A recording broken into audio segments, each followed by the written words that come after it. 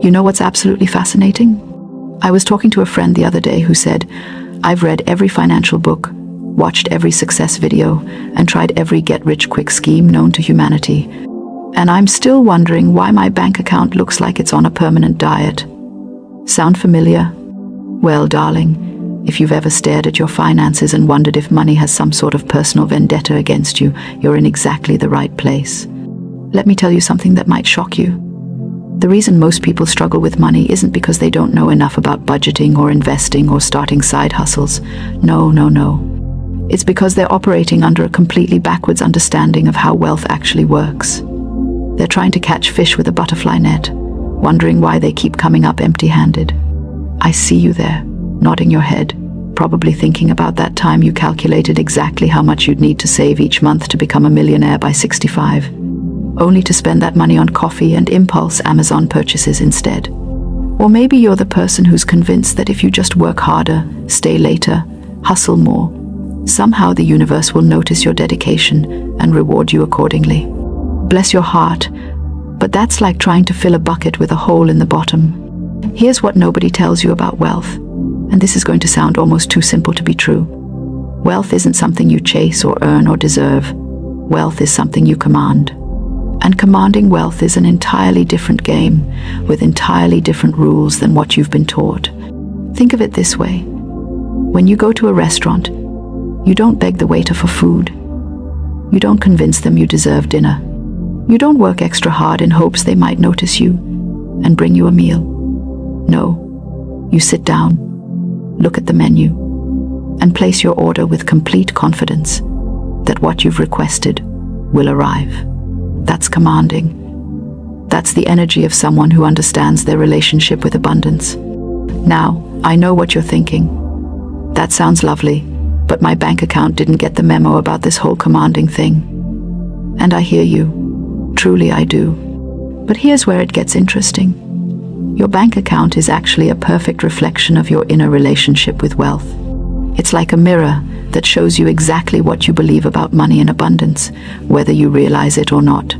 So today, we're going to dive into the 6 principles that will completely transform how you relate to wealth. These aren't tips or tricks or strategies. These are fundamental laws of prosperity that, once you understand them, will change everything about how money flows into your life. Principle number 1, and this one's a doozy. Your words are your wand. Every single thing you say about money is casting a spell on your financial future. I'm not being metaphorical here, I'm being completely literal. When you say things like, "I can't afford it," or "money doesn't grow on trees," or "I'm not good with money," you're not just expressing a thought. You're giving the universe very specific instructions about what to create in your life. Here's what's wild. Most people spend more time complaining about what they don't have than declaring what they want. They're like someone calling a restaurant and saying, "I definitely don't want pizza, and I absolutely hate salads, and please don't bring me soup." Then they wonder why they leave hungry. From now on, I want you to become absolutely fanatical about your money talk. Instead of "I can't afford it," try "I'm choosing to spend my money differently right now." Instead of "I'm broke," say "I'm in between fortunes." Instead of "money is tight," declare "money flows to me easily and abundantly." Yes, it might feel silly at first. Do it anyway. Your subconscious mind is listening to every word, and it's taking very detailed notes. Principle number 2, give to receive. Now, before you roll your eyes and think I'm about to tell you to donate your last $20 to charity, hear me out. Giving isn't about being generous when you have extra. Giving is about proving to yourself and the universe that you already have abundance. When you give from a place of lack, thinking you can't afford it but hoping it will come back to you multiplied, that's not giving. That's investing out of desperation. But when you give because you genuinely feel abundant, because sharing feels natural and joyful, that's when magic happens. Start small. Give a genuine compliment to the barista. Leave an extra tip because you can. Buy your friend coffee just because. Share something valuable on social media. The amount doesn't matter. What matters is the feeling behind it. You're training yourself to operate from abundance rather than scarcity. Here's the beautiful part. The more you give from abundance, the more abundant you feel. And the more abundant you feel, the more abundance shows up in your life.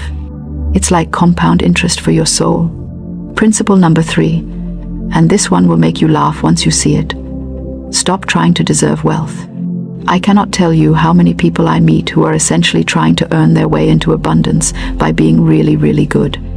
They work overtime, they sacrifice, they prove how responsible they are with their current money, hoping that someday the universe will decide they've been good enough to deserve more.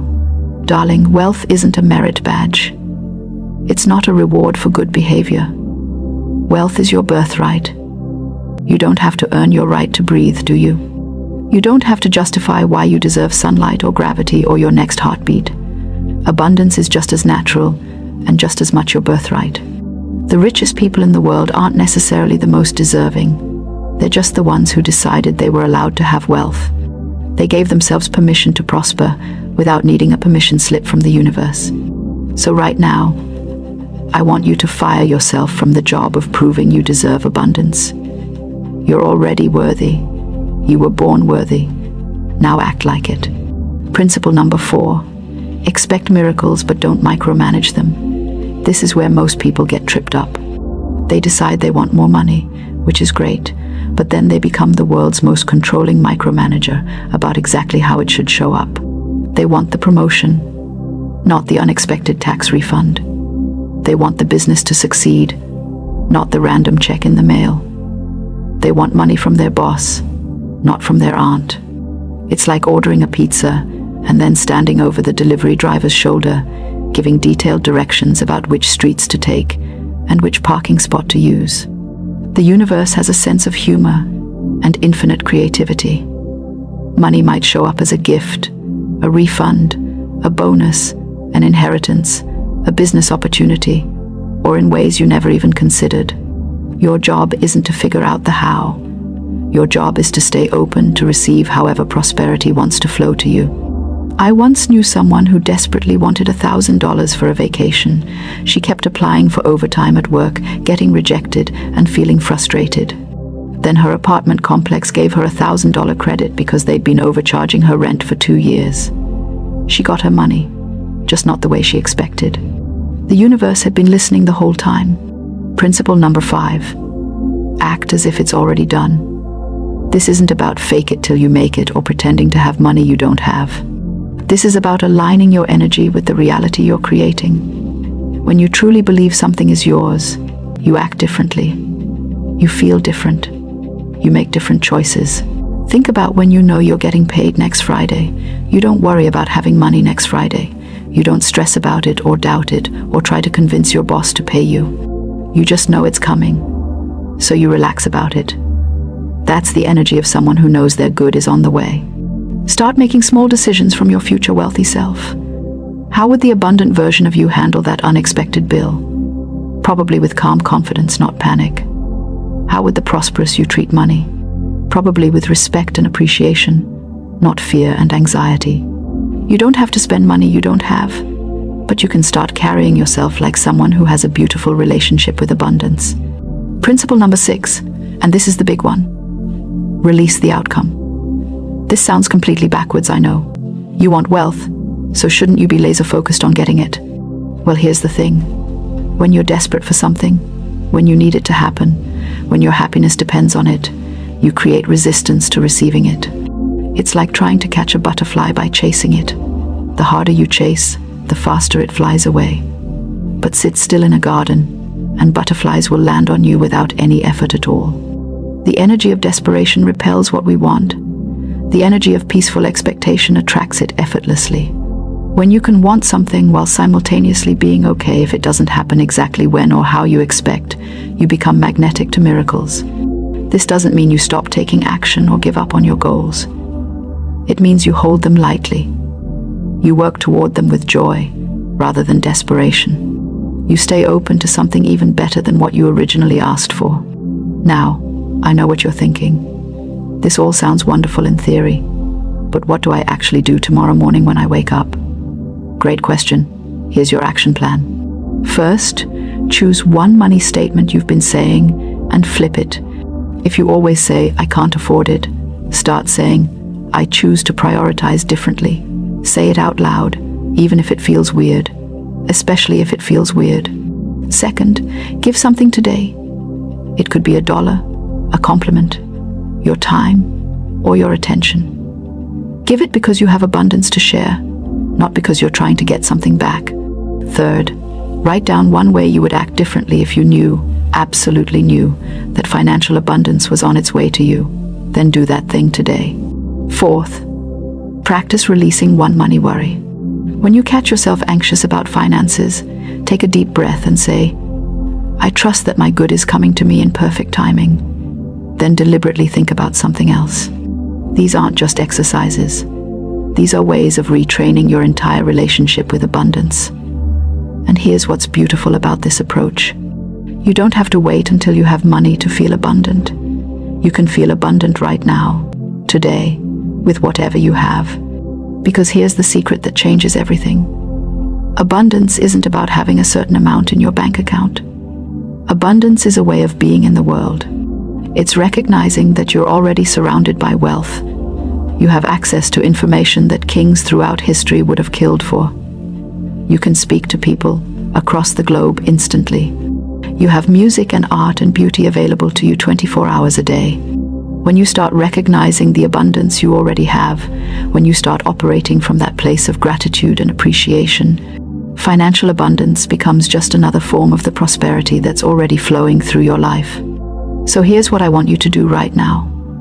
Before you click away, before you get distracted by the next video, choose one principle that resonated with you most. Just one. And commit to practicing it for the next 7 days. Not perfectly, not obsessively, just consistently. If it's watching your words, spend 1 week being intentional about your money talk. If it's giving, find small ways to share your abundance every day. If it's acting as if, make one decision each day from your future wealthy self, then come back and tell me what happened. Leave a comment about which principle you chose and what you noticed. Share this video with someone who needs to hear this message. Subscribe if these ideas feel true to your heart, because we're just getting started on this journey of commanding the abundance that's already yours. Remember, darling, you're not trying to become someone who deserves wealth. You're simply remembering who you already are. Someone who was born worthy of every good thing life has to offer. Someone whose natural state is abundance and joy and prosperity in all its forms. Your wealth is not a dream. It's not a maybe. It's not something you have to earn or deserve or justify. It's your birthright. And it's time you started acting like it. Now go forth and prosper. Not because you have to, but because you can. Not because you deserve it, but because it's who you are. The abundant you is not coming. The abundant you is already here, just waiting for you to recognize what has always been true. Until next time, keep your words wonderful, your heart open, and your expectations high. Your breakthrough is closer than you think.